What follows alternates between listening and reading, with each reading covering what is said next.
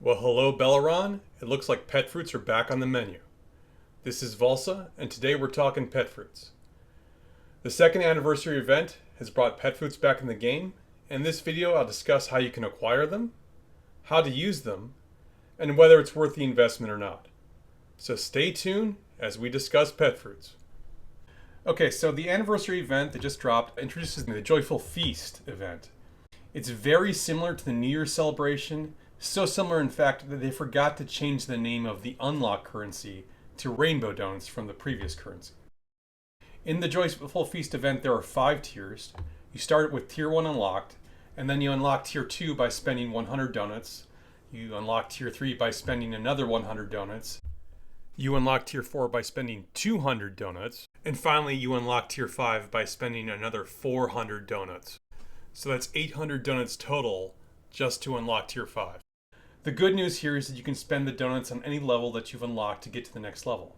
For example, if you have level 3 unlocked and are trying to get to level 4, you can buy items from level 1, 2, or 3 to unlock level 4.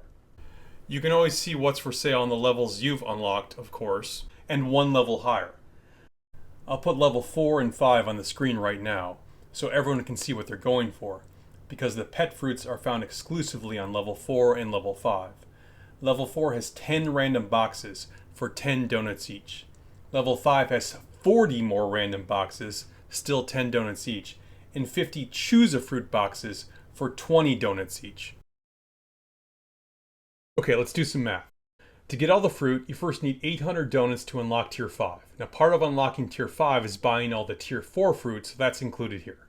Then you need 400 more donuts to get the Tier 5 random boxes, and then 1,000 more donuts for the selection boxes. That's 2,200 donuts, a number that would make Homer Simpson proud. Okay, so we know how many donuts we would need to max out this event. How do we go about getting them? Well, there are some free from events in the game, like the Dongrad Banquet, Chance Encounters, the Automation Raids, and the Alliance Quiz. But it won't surprise you to learn that even maxing these free events out, you won't get anywhere close to the 2,200 you need. Free to play, you're looking maxing out a couple hundred. Alright, there's a couple other ways, of course. First, there's the Feast and Frolics bundle. This bundle has the 3 gold tier purchases available. And if you max this out, you'll get 610 donuts from that.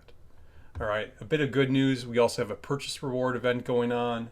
And among the items you get from the purchase payback are donuts, and you get up to 55 of those from the purchase payback. There's another anniversary event going on. The Lucky Lord bundle is now available. The Lucky Lord bundle does not give you any donuts, but it does give you flip tokens. And much like donuts, you can earn a few flip tokens from free-to-play events, but not that many. If you want to really go into this, you're going to have to buy the bundle. And these flip tokens allow you to play the Lucky Flip event, in which you can select donuts as your grand prize. Alright, so to summarize, you can get the donuts, first, directly from buying bundles. Second, indirectly through the Lucky Flip event, but you're mostly able to participate in that event by buying bundles. And then third, free-to-play events, which include the Chance Encounters, the Dongrad Banquet, the Alliance Quiz, and the Automation Raids. Pet fruits are no doubt a spender's event. Is it worth it? You know, it's funny, the pet fruits are kind of a lot like unlocking your tier troops, right? You need Tier 4 to do anything, but getting to Tier 4 is not that bad. But the real power is to Tier 5, and getting to Tier 5 and spending on Tier 5, that's a little painful. If you want to get to Tier 5 and fully unlock this, you're going to need to enter Whale Land, if not Kraken Land. Is it worth it? Well, pets are how you maximize endgame power, and this is how you maximize your pets. There's lots of other events going on right now. Pet fruits are not something you're going to be able to get if you're free to play or a very low spender. Mid spenders, you can get to Tier 4 without too much pain, and that is worth achieving. Don't think you're going to get to Tier 5. Okay, so now that you've acquired some pet fruit, how do you use it? Well, you must be VIP 15 to utilize the fruit. When you go to the pet overview screen, assuming your max VIP level, you'll see a little icon with an up arrow next to the current attributes bar. Now it's worth noting here that while you need to be VIP 15 to use pet fruit, you don't need to be max VIP to acquire it. If you're reasonably close to VIP 15 and you can pick up some efficiently, it's worth to grab it and hold on to it for later down the road. Okay, to use the fruit, click on this little icon and it will take you to the following screen. You'll notice on this pet there are green arrows next to Endurance and Spirit, indicating that I have unused Endurance and Spirit pet fruit. The lack of green arrows next to all the other attributes, of course, is because I do not have sufficient fruits to improve them at this time. Let's say I want to improve this pet's endurance score. I'll click on Endurance and then click on Feed. My endurance has gone up 1 point. Okay, we've already mentioned that you have to be VIP 15 to use this feature. What other rules do you need to know? First, if your attribute is at 280 or below, 1 fruit will lead to 1 point.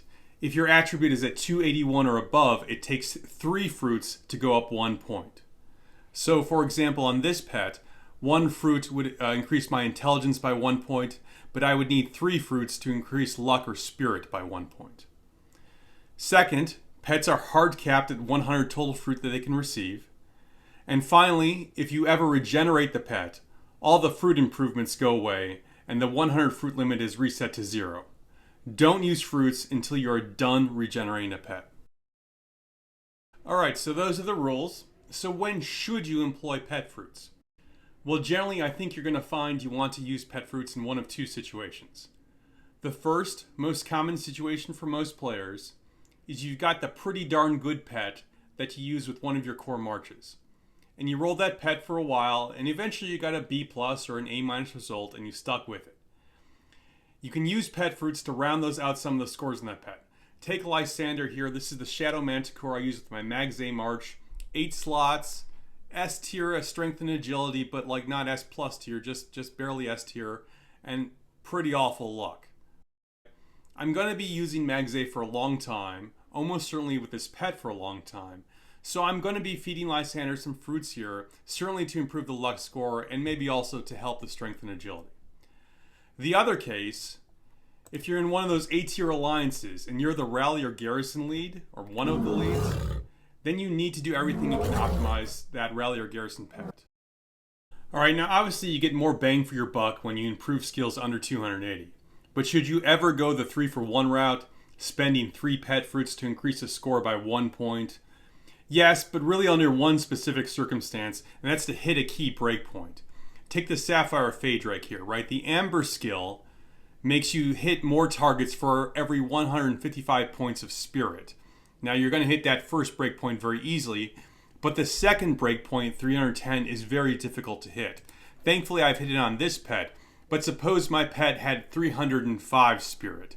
It would take 15 pet fruits to go up those 5 points, but going up those 5 points would mean that my pet is hitting 3 targets instead of 2, and even at the increased cost, that's worth it. If you're wondering where you can see your pet fruit inventory, click on Items, then go to the Pet tab, and you'll see what fruit you have. You can see on this account I have 2 Amber fruit, which increases endurance, and 6 Pearl fruit, which increases my pet's spirit. You know, one last thing I get asked sometimes is about the gifts you can give your pets. Because like literally some of these, you know, they are fruits, right? Are these the things that can improve your pet's attributes? Sadly, no, these are unrelated. When you give your pets these, they'll increase their loyalty a bit, and you'll get some tokens in return, but they'll do nothing for attributes, so, you know, feel free to use them at your discretion. And that, my friends, is pet fruits in a nutshell. I think the tier 4 spending is not that bad, but the tier 5 spending is tough to justify if you're not a Kraken or a key, rally garrison leader for your alliance. Hey, that's it, and thank you to everyone for stopping by. If you enjoyed this content or found it helpful, please hit that like and subscribe button. Remember, you can send me your Warpets if you'd like me to take a look or review them, and I will be featuring the strongest Warpets in the game right here on this channel. Look for more details in the description below, and until next time, stay classy, Belleron.